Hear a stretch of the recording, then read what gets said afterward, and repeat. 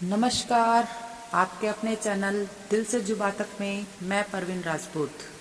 आज हम बात करेंगे बॉलीवुड के जिहादियों की कि किस तरह से ये बड़े बड़े सेलिब्रिटीज कहे जाने वाले मुस्लिम जिहादी अपना लव जिहाद का एजेंडा पूरा करते हैं। जी हाँ, आज हम बात करेंगे मिस्टर परफेक्ट कहे जाने वाले उस 56 साल के बूढ़े मुल्ले के तीसरे तलाक की और उन महान सेलिब्रिटीज की जिन्होंने हिंदू लड़कियों के साथ विवाह किया और उनकी जिंदगी को खराब कर दिया। जी हाँ, बिल्कुल सही समझे।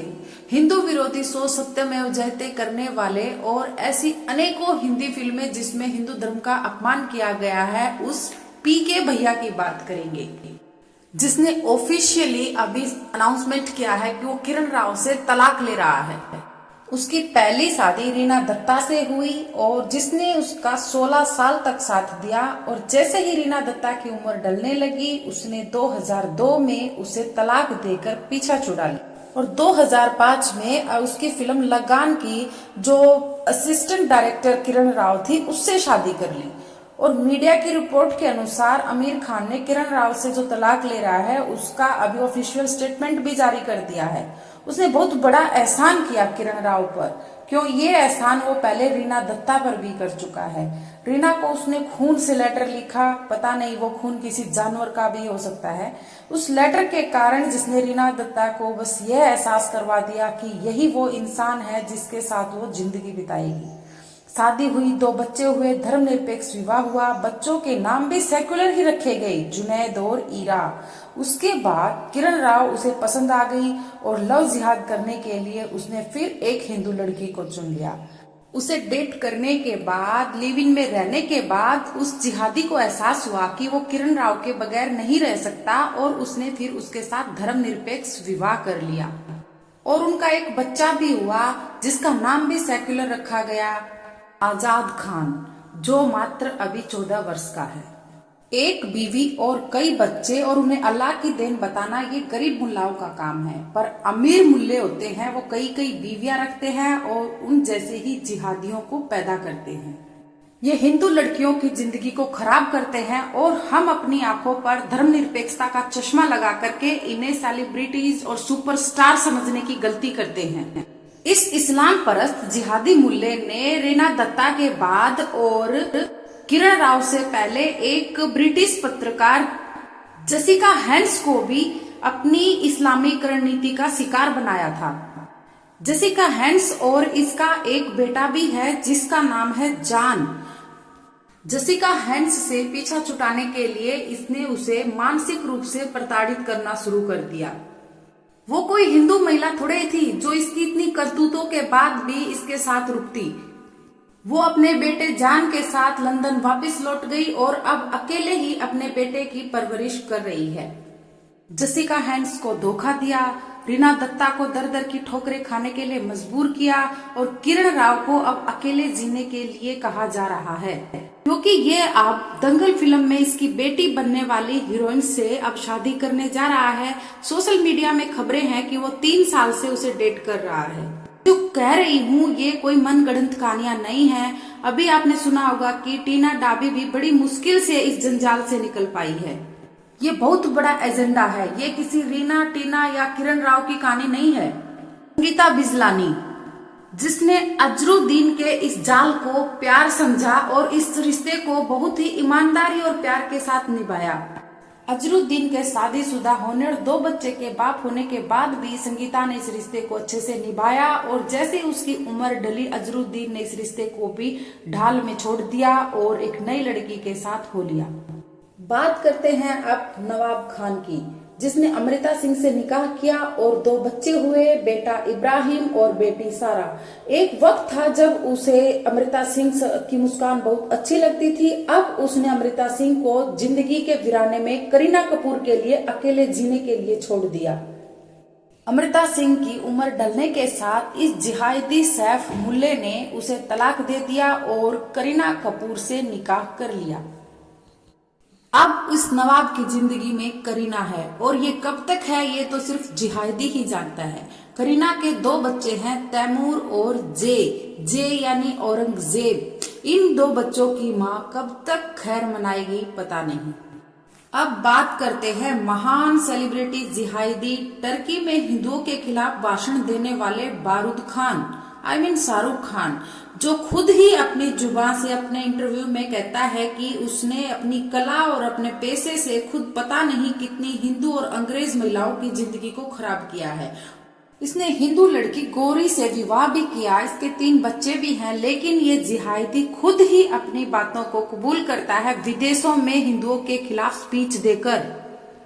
मैं ये कोई कहानियां या किस्से नहीं सुना रही हूँ, मैं बस ये उदाहरण देकर के प्रयास कर रही हूँ कि वो हिंदू लड़कियां जो इन जिहादियों के चक्कर में पड़ती हैं वो अपनी जिंदगी बर्बाद ना करें, इनके चक्करों में ना आए। सोचिए, इतने बड़े सेलिब्रिटीज होने के बाद भी ये इतनी घिनौनी साजिश करते हैं, एक एजेंडे के तहत काम करते हैं, तो जो सोशल मीडिया पर जिन लड़कों को देख करके तुम उनके जाल में फंसती हो वो कैसे होंगे। पाकिस्तान के पूर्व सीएम रहे उमर अब्दुल्ला को देखकर पायल नाथ को भी लगा था कि ये उमर उसका ताउम्र साथ निभाएगा। बिना कुछ सोचे समझे उसने उसके साथ अपनी गृहस्थी बसा ली, उसके बच्चे भी हुए, लेकिन इस खानदानी सीएम ने उसकी उम्र ढलने के साथ उसके रिश्ते को खत्म कर दिया और उसे छोड़ दिया दर दर की ठोकरें खाने के लिए। आज उसकी जिंदगी सिर्फ वीरान और खंडर है। अरबाज खान को देखकर मलाइका अरोड़ा को भी ऐसा ही कुछ लगा था और उसे क्या मिला, सिर्फ तलाक तलाक तलाक। बेटे अरहान खान को तो सेकुलर बना दिया पर खुद ना सेकुलर बन सकी और आज बेटे और पति को छोड़कर अकेले जीना पड़ रहा है उसे। दिल्ली की भूतपूर्व शीला दीक्षित मुख्यमंत्री के साथ भी ऐसा ही कुछ हुआ, वो भी इस एजेंडे से नहीं बच सकी। उनकी बेटी लतिका, जिसने 1996 में सैयद मोहम्मद ईरानी से निकाह किया और कांग्रेसी परिवार के होने के कारण उसको विचार आया कि धर्म मजहब सब बकवास है, इंसान को सेकुलर और धर्मनिरपेक्ष होना चाहिए। पर जैसे ही उमर ने मोड़ लिया, इमरान के जिहादी माइंड ने भी मोड़ ले लिया। लतिका पर अत्याचार हुए, जुल्म हुए और यहाँ तक कि जान से मारने की भी कोशिश की गई, जैसा कोर्ट में लतिका का आरोप है। एक सीएम की बेटी और एक बड़े नेता की बहन कुछ ना कर सकी और तलाक लेकर चुपचाप घर में बैठ गई। ऐसा ही कुछ असम में कांग्रेस की विधायक रूमी नाथ के साथ हुआ, जिसने अपने पहले पति डॉक्टर राकेश कुमार सिंह को तलाक देकर समाज कल्याण विज्ञान के लोअर डिवीजन असिस्टेंट के पद पर तैनात जाकिर से निकाह कर लिया। आज रूमी नाथ के मन और उसके शरीर पर जो असंख्य चोट और जख्म के निशान हैं, वो जाकिर के कल्याण की कहानी बताते हैं। रूमी के अनुसार पैसों को लेकर जाकिर अक्सर उसे पीटता है। विश्व विख्यात नेशनल शूटर तारा सहदेव के आंसू तो मीडिया पर शायद आप सभी ने देखे होंगे कि किस तरह से उसका पति हसन खान उस पर अत्याचार करता था और किस तरह से उसने रंजीत कोहली बनकर शादी की और उससे मुस्लिम बनाने के लिए जुर्म भी किए। ये तो मैंने सब कुछ गिने चुने उदाहरण दिए हैं जो सबके सामने सोशल मीडिया पर हैं, वरना ऐसी असंख्य खबरें रोजाना छपती हैं जिसमें रिया, प्रिया, नेहा की लाशें सड़कों के किनारे, खेतों में और सूटकेस में सड़ी हुई मिलती हैं, या फिर दिन दहाड़े कोई ताशिफ उनकी गोली से उड़ा देता है तो कोई अब्दुल उनका गला रेत देता है और वो टीना की तरह पछतावा भी नहीं कर पाती हैं। बेशक किरण राव आज अलग होकर रह लेगी, संगीता बिजलानी, मलाइका अरोड़ा, अमृता सिंह और वो जानी मानी हस्तियां वो इस जंजाल से बाहर निकल आई, वरना उनके लिए सभी दरवाजे बंद कर दिए जाते हैं। एक ही दरवाजा खुला रहता है जो कब्रिस्तान में जाता है। बेशक प्रेम के शुरुआती दिनों में ये गैर मुस्लिम लड़की नमाज पढ़ना कबूल कर लेती हैं, बुर्का पहनना कबूल कर लेती हैं, ईद, रमजान, बकरी ईद सभी कबूल कर लेती हैं, पर वो अपनी बेटी की शादी किसी उसके चाचा बुआ के लड़के के साथ कबूल नहीं करती। अपनी आंखों के सामने किसी बेबस पशु की गर्दन पर वार कबूल नहीं करती। इन्हें पछतावा होता है, ग्लानि होती है, लेकिन जब जिंदगी बदल चुकी होती है, सांसें होती हैं लेकिन सपने और जज्बात मर चुके होते हैं, कभी मच्छर का खून भी न देखने वाली गाय को मारकर उसके खून को देखकर उसके मांस को मुंह में नहीं ठूस सकती। आज किरण तो अकेले रह लेगी, वो समर्थ है, लेकिन ऐसे ही जब बेरोजगार निम्न मध्यम वर्ग की लड़की ऐसा कदम उठाती है और तलाक के बाद वो क्या करे, उसकी जिंदगी क्या होगी?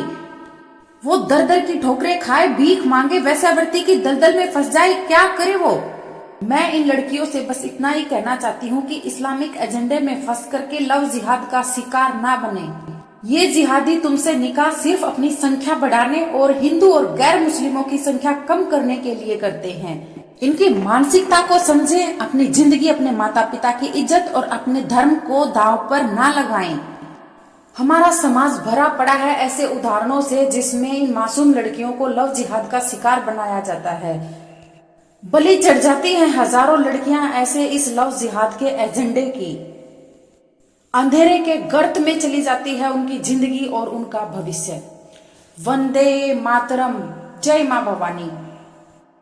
तो नहीं सुना हमने कभी। जब उनको मैंने पूरी बात बताई कि मेरे साथ ये चीज़ हुई है शुरू से अभी तक, तब उन्होंने बोला बेटा तुम लव जिहाद की शिकार हुई हो।